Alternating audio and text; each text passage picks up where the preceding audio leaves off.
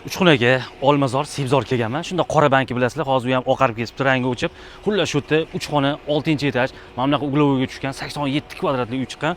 Atrofi zo'r. Maqtamayman, maktab, bog'cha, hamma narsa bor. Masjiddan bir qadam. Hozir ichlarini ko'rsataman sizlarga. Mana 6-etajga chiqdik. Remontlar shunday kirib yashaydigan, yoqmasa boshqadan qilib yuboringlar.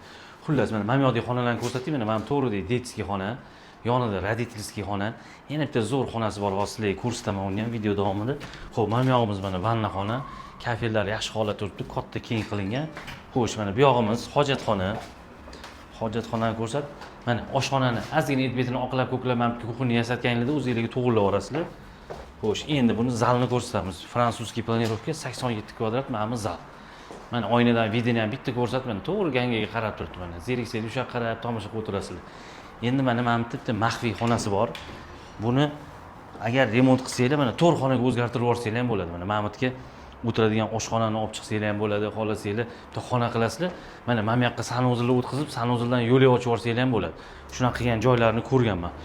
Xullas, shu xonadonimiz 6-etaj, o'zi 9-etajga joylashgan joyi zo'r. Sebzor shu Qorabanki, shundan orqasidagi dom. Narxini egalari 88 ming so'rashyapti. Ozgina kelishadigan joyi bor. Pastda egalari nomeri, aloqaga chiqinglar, tamom.